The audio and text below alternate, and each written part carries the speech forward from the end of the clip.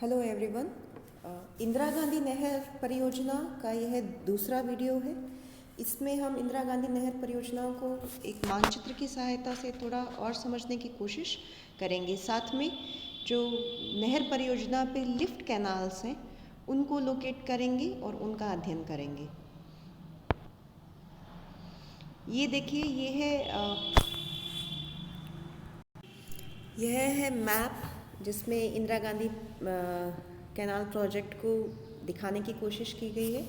ये map scale के according नहीं बनाया गया है, तो इसमें हम शुरुआत से देखते हैं। सबसे पहले है फीडर कैनाल। तो देखिए, ये जो पंजाब की 5 नदियां हैं, पंजाब जो 5 नदियां हैं, सिंधु और उसकी 5 सहायक नदियां झेलम, चिनाब, रावी, ब्यास और सतलज। तो उसमें जो 2 दक्षिणतम नदियां हैं, ब्यास और सतलज, उनके संगम पे यहाँ पे हरिके बैराज बनाया गया है। ये है हरिके बैराज। यहाँ से लेकर मसीता वाली हेड तक 204 किलोमीटर लंबी है Rajasthan feeder canal. Rajasthan feeder canal के बाद में आ जाती है इंदिरा गांधी मुख्य नहर। मुख्य नहर यहाँ से ये हनुमानगढ़, गंगानगर, बीकानेर, जैसलमेर और आगे जाकर बाड़मेर, इन जिलों में मुख्य जो नहर है वो है। और उसके बाद में इसमें से वितरिकाएँ निकल रही हैं, डिस्ट्रीब्यूटरीज निकल रही हैं। तो ये आप जो इसमें से निकलती हुई 1, 2, 3, 4, 5, 6, 7 ये जो नंबर दिए हुए हैं, ये इसकी मुख्य नहर की शाखाएं हैं।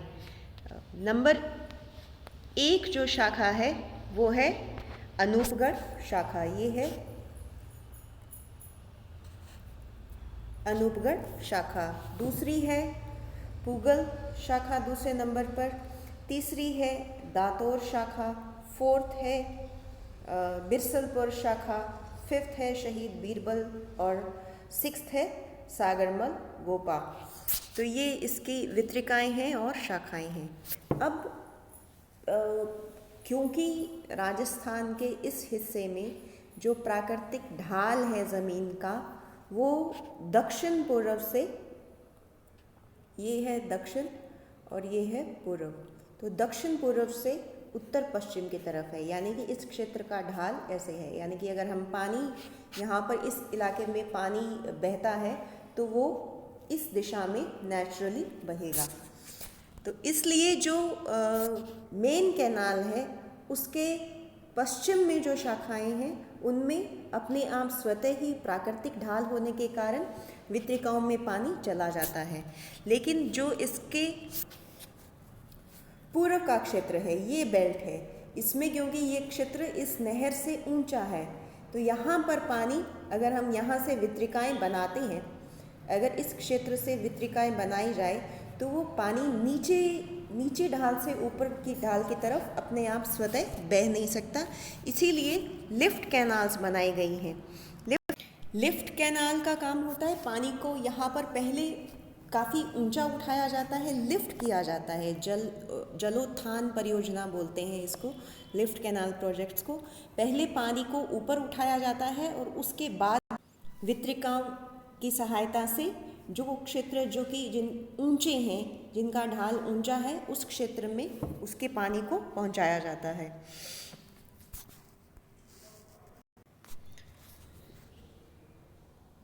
इंदिरा गांधी नहर परियोजना के जो पूर्व में आप शाखाएं देख रही हैं, ये सभी लिफ्ट कैनाल के द्वारा इनमें पानी पहुंचाया जाता है। इन शाखाओं के नाम के पीछे आप LC देख रहे हैं। LC का मतलब लिफ्ट कैनाल ही है।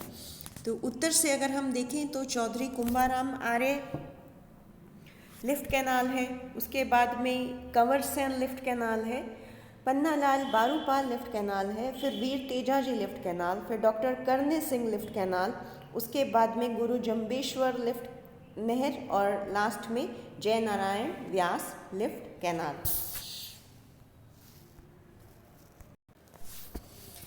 ये जो इंदिरा गांधी नहर परियोजना की लिफ्ट कैनालें हैं, इनका पहले नाम जिस इलाके में ये नहर थी, लिफ्ट कैनाल्स थी, उनके नाम पे था। बाद में इनका नाम परिवर्तित करके उसी बेल्ट के किसी प्रमुख नेता या किसी विशेष व्यक्तित्व के नाम पर, किसी इम्पोर्टेंट पर्सनालिटी के नाम पर इनका नाम रख दिया गया है। तो नौहर साहवा लिफ्ट कैनाल को अब चौधरी कुंभाराम आर्य लिफ्ट कैनाल के नाम से जाना जाता है। बीकानेर लूनकरणसर लिफ्ट कैनाल को कंवरसेन लिफ्ट कैनाल, ये इंदिरा गांधी नहर परियोजना की सबसे लंबी लिफ्ट कैनाल है। आगे लंबावित जिन जिलों को इस लिफ्ट कैनाल से लाभ मिला है, लाभान्वित जिले भी लिखे गए हैं। तो चौधरी कुंभाराम आर्य लिफ्ट कैनाल से हनुमानगढ़, बीकानेर, चूरू, झुंझुनू जिलों को लाभ मिला है। बीकानेर लूनकरणसर लिफ्ट कैनाल, जिसे कंवरसेन लिफ्ट कैनाल कहते हैं, इससे बीकानेर और गंगानगर जिलों को, ये सबसे बड़ी लिफ्ट कैनाल है। तीसरी गजनेर लिफ्ट कैनाल, इसका अब नाम पन्नालाल बारूदपाल लिफ्ट कैनाल नहर है, इससे नागौर और बीकानेर जिलों को। बांगड़सर लिफ्ट नहर का नाम अब वीर तेजाजी लिफ्ट नहर है, इससे बीकानेर जिला। कोलायत लिफ्ट नहर का नाम डॉक्टर करनी सिंह लिफ्ट नहर है, इससे बीकानेर और जोधपुर जिला। फलोदी लिफ्ट नहर से गुरु जम्बेश्वर लिफ्ट नहर, इससे जोधपुर, बीकानेर, जैसलमेर जिला।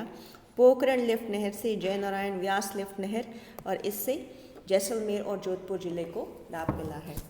अगला जो आपसे प्रश्न पूछा जा सकता है वो है इंदिरा गांधी नहर परियोजना के लाभ। इंदिरा गांधी नहर परियोजना मूलतः तो सिंचाई परियोजना थी, लेकिन इसके बहुत प्रत्यक्ष और अप्रत्यक्ष लाभ इस सारे बेल्ट में देखने को मिले हैं।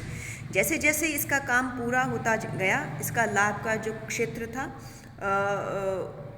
क्षेत्रीय विकास के रूप में इसके इस नहर से जो लाभ हुआ है वो स्वयं ही दृष्टिगत होता गया। नहर परियोजना के प्रमुख लाभ हैं सिंचित क्षेत्र में विकास। इंदिरा गांधी नहर से हनुमानगढ़, गंगानगर, बीकानेर, जैसलमेर जिले में लगभग 15 लाख हेक्टेयर भूमि में सिंचाई हो सकेगी। यह लाभ बाड़मेर और चूरू जिले में भी सीमित रूप से प्राप्त हो सकेगा। दूसरा, कृषि उत्पादन में वृद्धि। इस योजना से लगभग 37 लाख टन वार्षिक कृषि उत्पादन होगा। इसमें खाद्यान्न, तिलहन, अन्य व्यापारिक और बागानी कृषि उपजें प्रमुख हैं। तीसरा, पेयजल और उद्योगों हेतु जल की सुलभता। इंदिरा गांधी नहर से उपलब्ध जल अनेक नगरों, ग्रामों और कस्बों में जलापूर्ति करेगा। इसके द्वारा जैसलमेर, जोधपुर, बीकानेर नगरों के आसपास के क्षेत्रों के गांवों में भी साफ पीने लायक पानी उपलब्ध हो सकेगा। फिर वृक्षारोपण और मरुस्थल विकास पर रोक। नहर से निसंदेह संपूर्ण प्रदेश में सघन वृक्षारोपण का कार्यक्रम चलाया जा सकेगा। वर्तमान में भी नहरों के किनारे, खेतों की सीमाओं पर वृक्षारोपण किया जा रहा है। इसी प्रकार क्रमबद्ध रूप से वृक्षों की कतारें लगाकर ग्रीन बेल्ट का विकास भी किया जा सकेगा। चारागाह विकास और पशुपालन में वृद्धि। जल उपलब्धि से कुछ क्षेत्रों में, विशेषकर जहां पानी की कमी है, चारागाहों का विकास किया जा सकेगा। यह बेल्ट पशु संपदा के लिए भी प्रसिद्ध है, तो इन्हें व्यापारिक स्तर पर चलाने के लिए चारागाहों का विकास करने में यह जल सहायक होगा। पशुओं के पलायन को भी इससे जल की आपूर्ति से रोका जा सकेगा। अकाल पर रोक। यह इलाका ऐसा था जो कि अक्सर अकाल की चपेट में आ जाता था, लेकिन पानी की उपलब्धता से स्वाभाविक है कि अकाल की समस्या से निपटा जा सकेगा। जनसंख्या, बसाव और अधिवासों का फैलाव। कृषि, पशुपालन और अनेक आर्थिक गतिविधियों से इस प्रदेश में शहरों का, मंडियों का, कस्बों का और ग्रामों का विकास तेजी से हो रहा है। जहाँ पहले दूर दूर तक कोई जनसंख्या निवास नहीं करती थी, वहाँ पर अब बड़े बड़े गांव और कस्बे और शहर बसे हुए हैं। इस क्षेत्र में भूमिहीन किसानों, सैनिकों, व्यापारियों, अनुसूचित जाति आदि के लगभग 10 लाख हेक्टेयर लोगों को लगभग 10 लाख हेक्टेयर भूमि आवंटित की जा सकी है। इसके अलावा इस नहर परियोजना का प्रयोग मत्स्य उत्पादन के लिए, नहर का प्रयोग वाटर ट्रांसपोर्ट, नहर परिवहन के लिए किया जा सकता है। इस क्षेत्र में उद्योगों के विकास के लिए, जिन उद्योगों में पानी की आवश्यकता होती है उसके लिए, पर्यटन विकास के लिए, विद्युत उत्पादन के लिए और रोजगार के अनेक अवसरों के लिए इस नहर का जल का उपयोग किया जा सकता है। Thank you.